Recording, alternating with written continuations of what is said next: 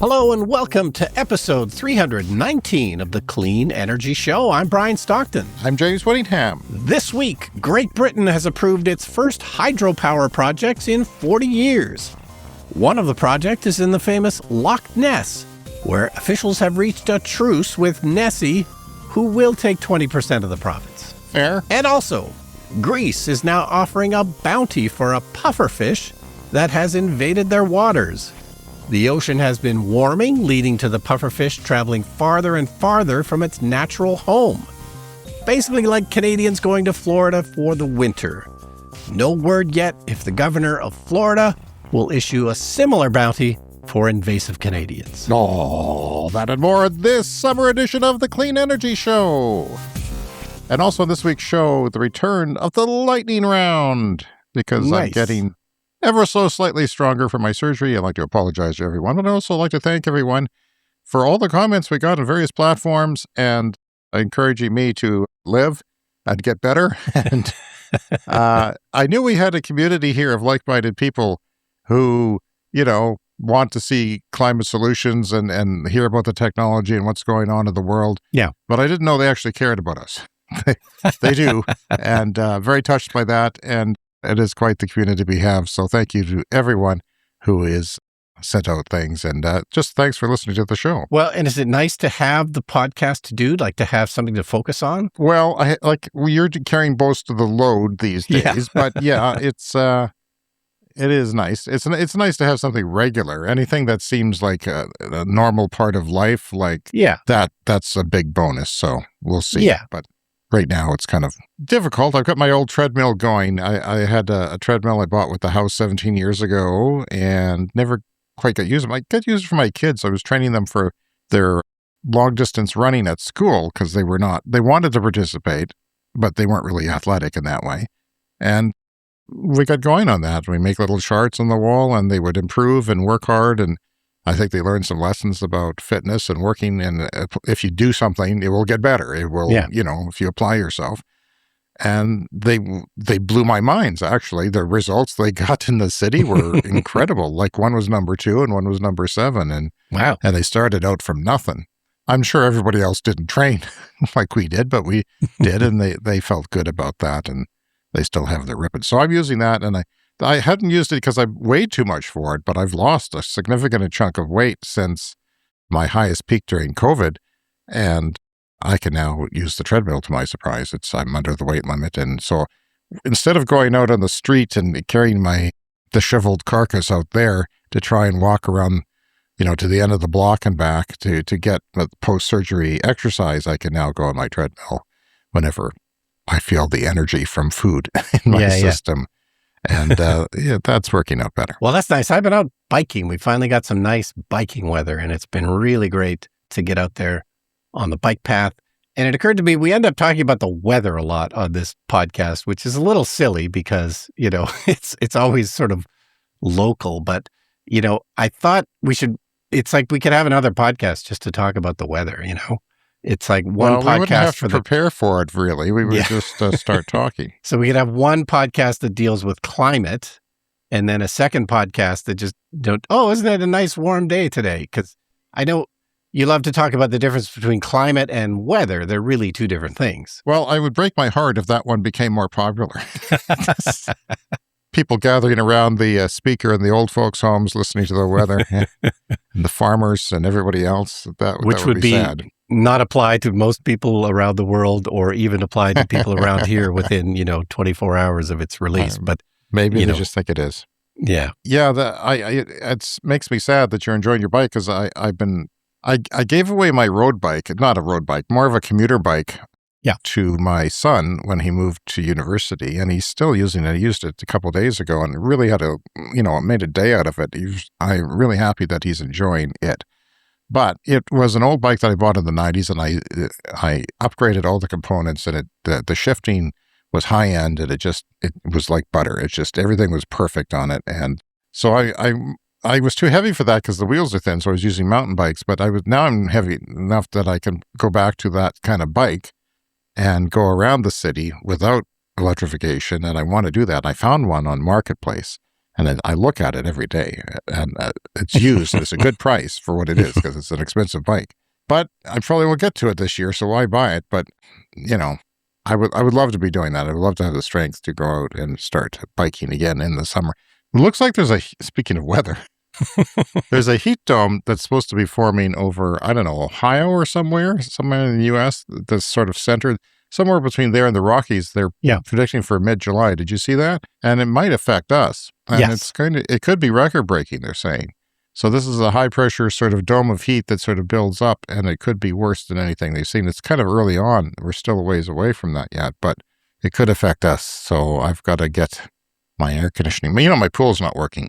The hail destroyed my pool line. Right. So, and it's fine to go out and replace it, but it's a lot of work, far beyond what I have capability of or will anytime soon. So I don't know what to do about that. I don't know if the insurance will pay for the labor. I don't think they will, because I sort of see that as a consumable. We haven't heard back from the insurance yet from our golf ball hailstorm, which did a lot of damage. We were talking to somebody in Lumsden, which is about 30 kilometers, 20 miles out of town, a little town in the valley, and they had a hailstorm, I guess, a year or two ago, and I guess the insurance just replaced everything. They just, I mean, it must be so expensive. Yeah. Like even the customers were saying, that's a lot of money. You're replacing all that, and, like roofs and solar panels coming off. They paid for the solar panels coming off and on, and the solar panels survived that one too, by the way. Yeah. And they're just, it's hard to pin what's happened here on climate change, but it does seem to be happening more often where we live.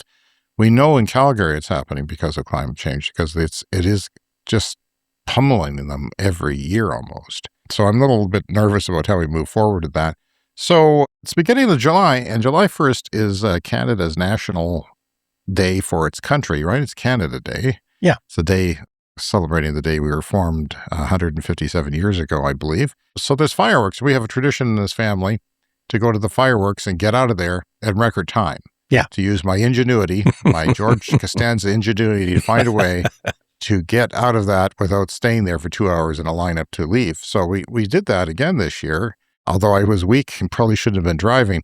And I didn't get out of the car. I let my family out, and I just stayed in the car at a parking lot by the entertainment venue in the south end of the city near the park, and revving the engine, ready to go. Revving my electric engine ready to go, and parked in such a way. So there was a few other people doing the same thing, by the way. And it worked. We got out in record time, and the fireworks are so short here.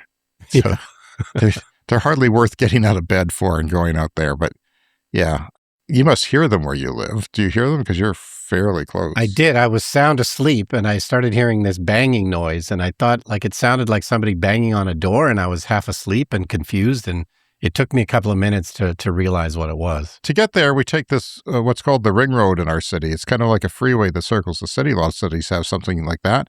And in our journey to get on the ring road, to get down to the opposite end of the city, we went by the refinery. Yeah. And the refinery, there was a north wind, and the refinery stunk. Yeah. And everyone said, refinery, close the vents, hit recirculate, okay? Yeah. So we get around to the other end of the city by where the university is. Same thing happened. Everyone said refinery at the same time. Yeah. And closed the vents. And that is 6 kilometers over 4 miles away. It's a small city, not the hugest city. But it spanned from the north reaches to the south reaches in a very distinctive, I want to say audible, but noseable way, like nasal way, like it really smell. And if you can smell it, it's probably harmful, right? Because you don't need to, it doesn't have to be smelled to be harmful necessarily. And I noticed you're 1 kilometer, I measured it, you're 1 kilometer further. So, but you're lucky because it would require a northeast wind to hit you, and that they're very rare. Yeah. We did have one day where it was like constant northeast winds, but the northeast winds are just temporary as the wind direction shifts. So you're in a good area, I think. But it just goes to show that place covers the city, making upgrading oil in the refinery. Petroleum has really been, it's something that we talk about on the show, and it makes people like you and I more frustrated because we know it's not necessary. Yeah. We know we can adapt away from that a lot faster than we are where we are. and other places in the world are doing that. So it seems just even more pointless that we would be breathing toxins. It's bad enough that they built it within the city. Yeah, so we need our air conditioning for the upcoming heat dome, as well as anytime the wind blows in the wrong direction, which is terrible. Although so far, no real forest fire smoke this year, but I imagine that will come later, probably. All right, speaking of pollution, we have a story from The Guardian. This is from Delhi, the capital of India. They have new laws in place. They're going to ban new gas rickshaws in 2027 and new fossil fuel scooters or motorbikes banned in 2028. They're going to do that by no longer issuing license plates for any of those new vehicles that are not electric. They're going hard. So no more gas rickshaws after 2027, no more scooters or motorbikes after 2028. It sounds like the existing ones, if you already have a license plate, you'll be able to keep using it. But their goal is to have 30% of the city's fleet electric by 2030, which is in just 4 years. As we talk about all the time, cities like Delhi have an enormous amount of 2- and 3-wheeled transportation around their cities. And these are in many ways easier to electrify than larger gas vehicles. But yeah, scooters and rickshaws account for more than 2/3 of the vehicles on the road in Delhi, which is wild. It's a city of 28 million people, approximately, if you include the whole sort of metro area. This is a massive, massive city. So getting to 30% electric by 2030 would make a huge, huge difference. We know that, especially in the winter there in Delhi, they have terrible, terrible pollution. It tends to settle on the city with thick smoke, and vehicles are accounting for about 23% of all the pollutants. So if they can cut that down, obviously that is the single biggest source of pollution in Delhi. So this is a big deal. They've also introduced new road and vehicle tax exemptions for new electric cars as well, in the hopes of incentivizing drivers to switch over by choice before they are forced to do so eventually. Well, India's finally getting it. You know, they were a little bit slow, and we were kind of nudging them on, hoping that they would come around to things like this, policy like this.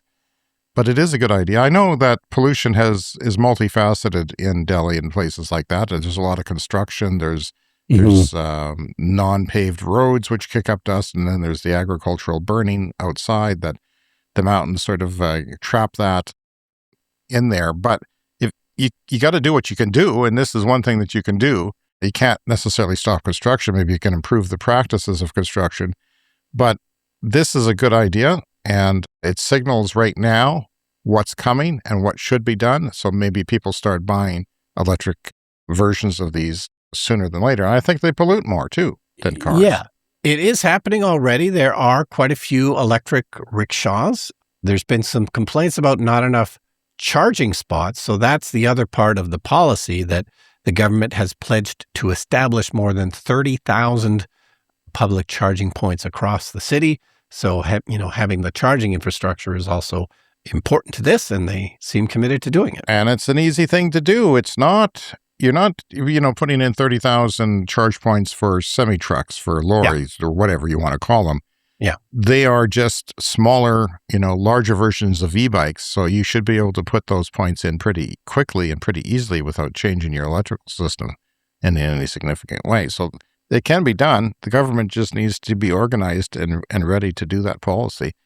And they can make money off of it too. I mean, you can sell the electricity that the grid is making. Yeah. And people will ultimately save money. And of course, all these things are happening faster because of the oil crisis, the oil shock that's still going on.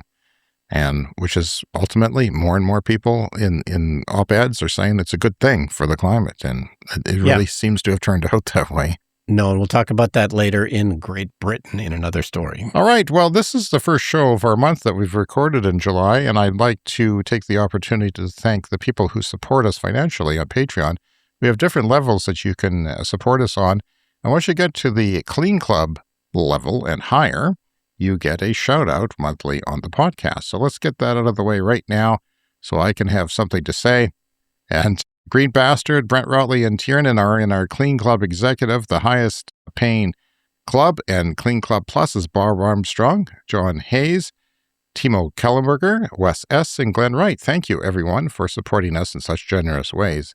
And of course, thanks to our Clean Club members Noah Cook, Denny and Linda, Jonathan Dick, Bob Eaton, Josh Engen, Sean Ennis, Andy Fessler, Jack Frankovich, Roshan Gervais, H., Sean Hines, Just Jack, David Klenke, Peter O'Donnell, Weldon Penner, Matthew Pointer, you're new. Thank you, Matthew, for joining the Clean Club.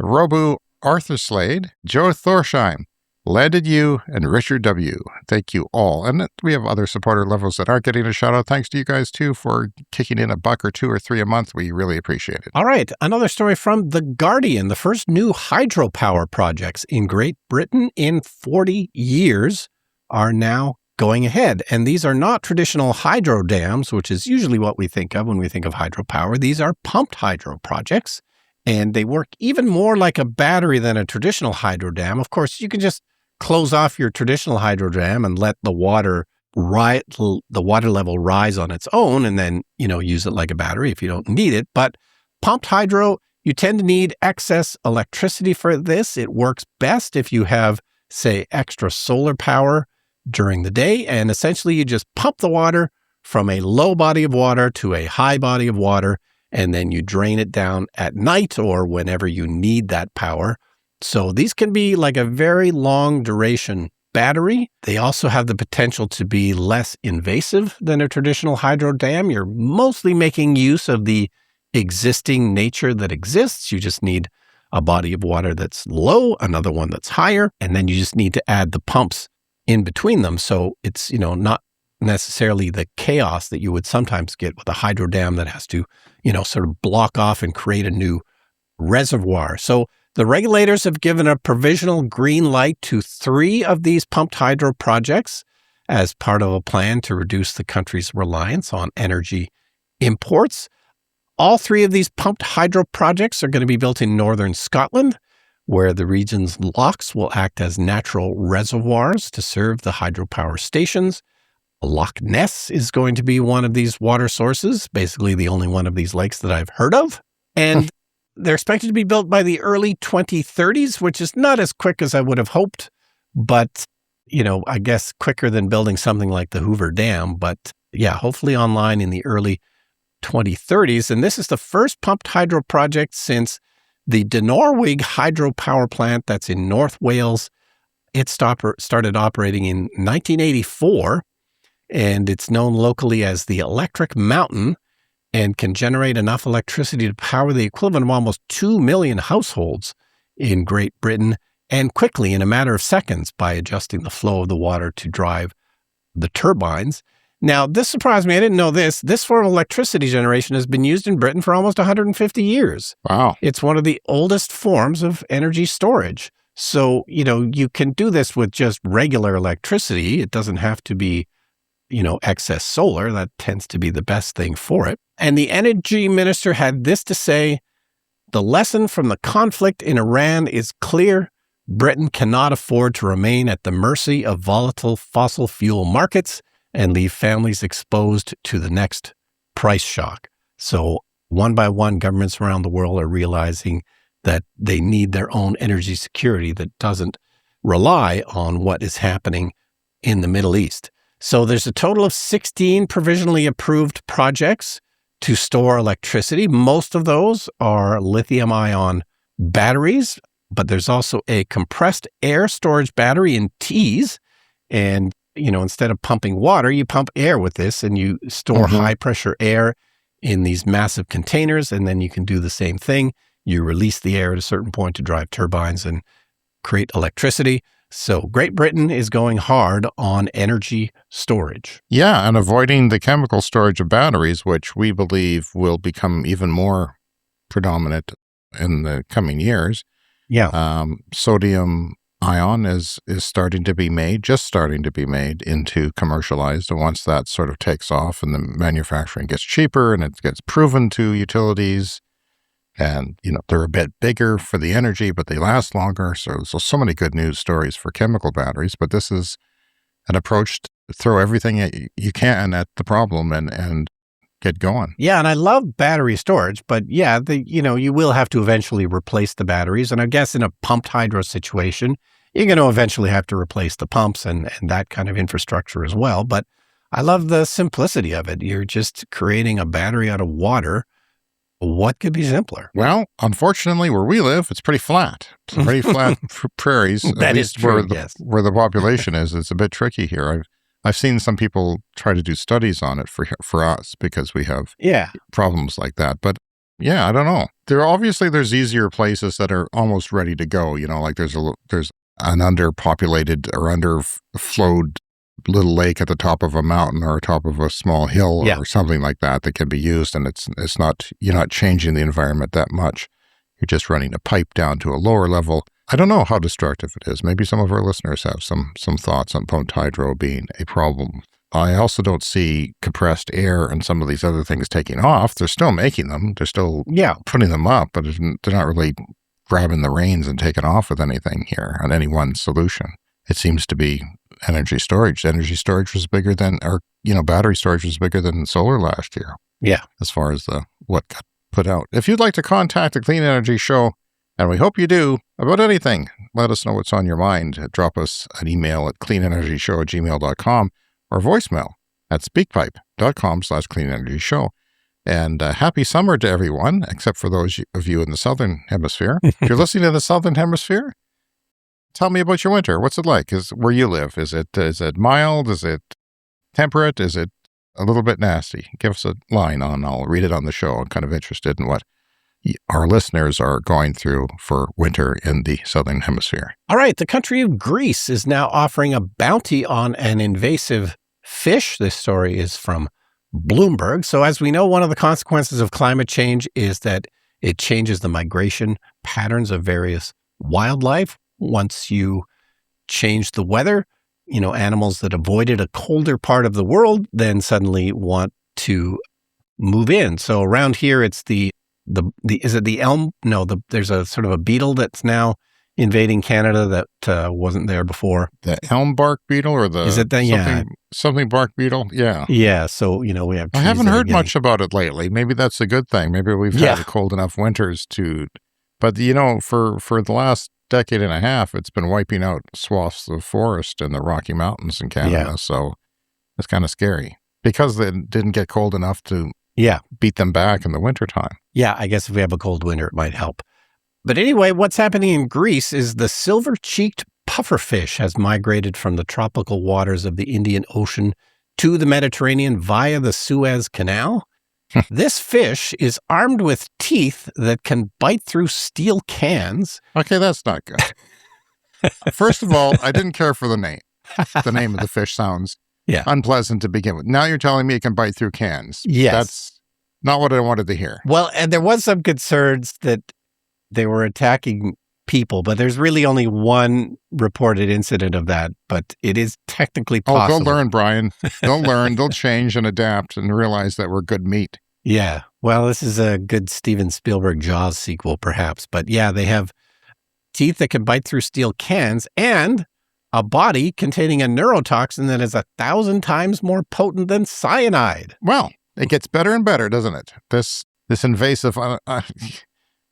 talk about your climate change horror stories. This fitting in pretty good there. Yes. And not surprisingly, this pufferfish has very few natural predators. I can't imagine why, but so they first started appearing in Greek waters around 2005, but the numbers have exploded in recent years.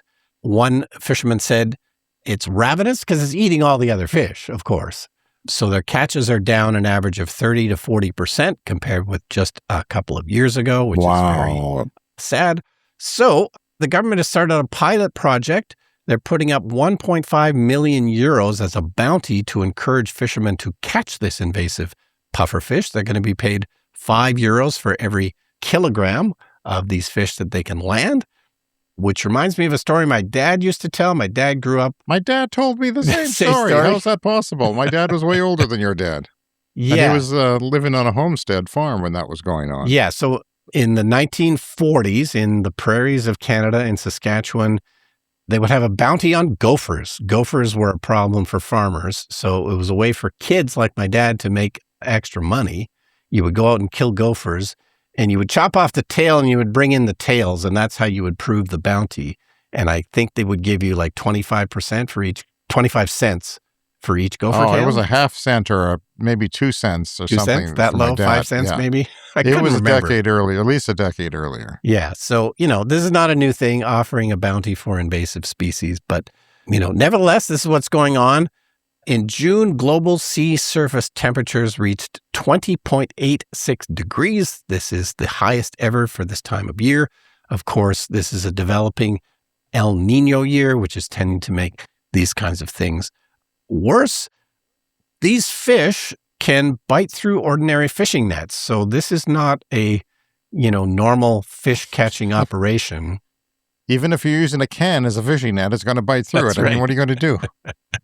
Could bite through cans. So, yeah, and it's one of those fish. It's this puffer fish that you've probably heard about before. It's obviously toxic, and they're illegal to be consumed in Europe, but this is a delicacy in Japan. This is one of the fish that you sometimes hear about. Really? Yes. This crazy thing. It's a delicacy, but you have to be a highly trained chef who knows how to gut the fish. Remember what happened to Homer Simpson. Exactly. You didn't do fair well.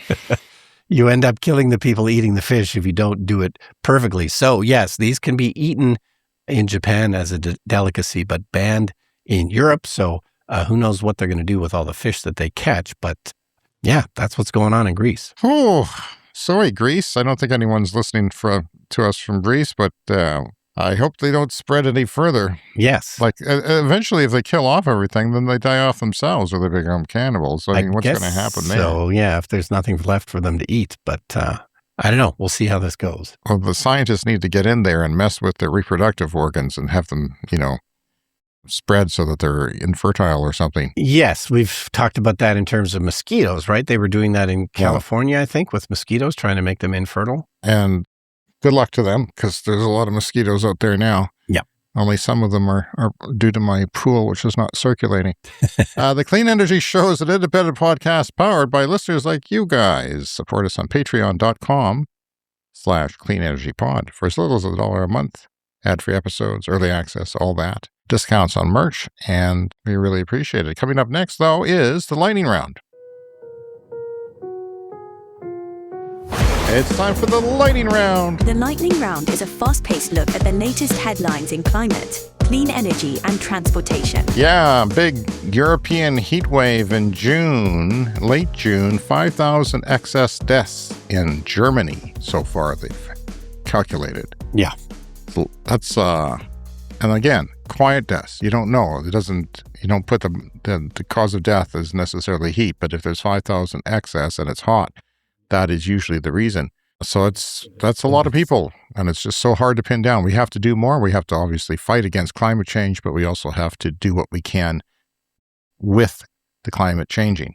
June heat wave in the UK led to a mass sleep deprivation. A poll suggests record temperatures fueled by the climate crisis left 86% of homes too hot and many people feeling unwell. Yes, and my mother-in-law is in the UK right now visiting relatives in London or in the suburbs of London, and unfortunately, the hotel she was staying in did not have air conditioning. So, big mistake. I imagine that she did not sleep that well. Your mother-in-law is no spring chicken. Yeah. How is she faring? Well, I think it was okay, but yeah, the problem was because it was out in the suburbs, and there was just not a lot of great hotels around there. So, right. But, also it was something we didn't think about when we, looked into booking all this. Well, maybe you should next time, Brian. Yes. Maybe you should. My mother always had the temperature in her house at like 90 degrees Fahrenheit. So I wondered if she would do well in climate change. But yes, I would definitely say that. It's time for a CES Fast Fact.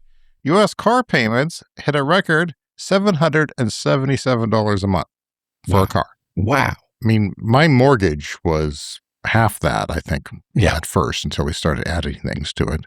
That's a quarter of all car payers or buyers taking out 7-year loans or greater, which would be me if I was doing it. And that's before parking, insurance, gasoline costs.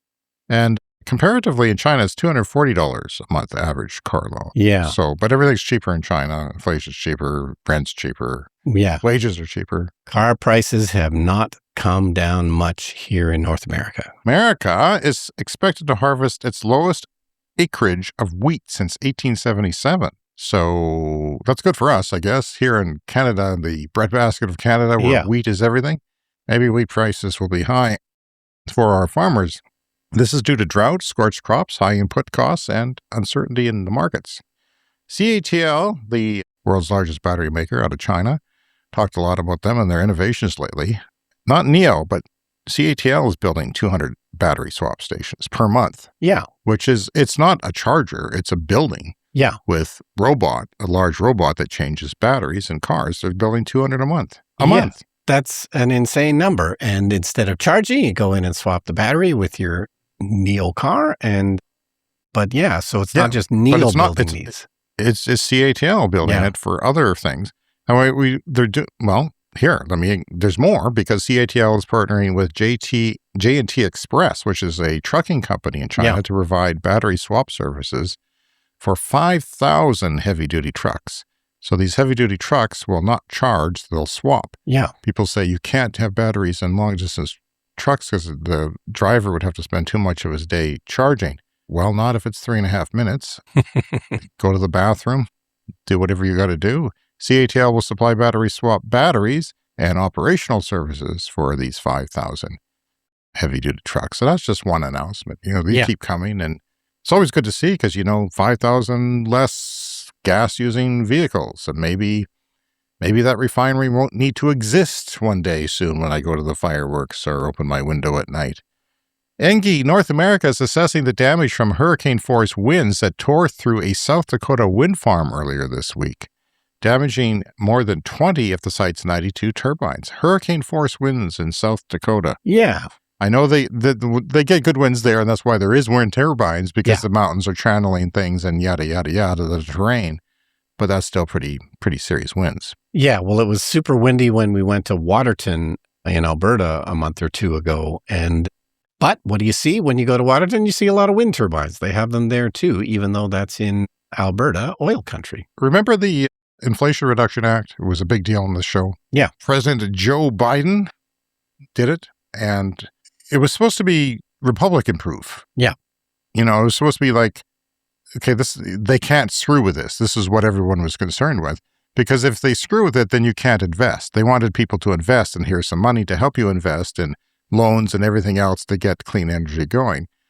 Well, the chatter, including on this show, is that it's been largely gutted, but that's not true.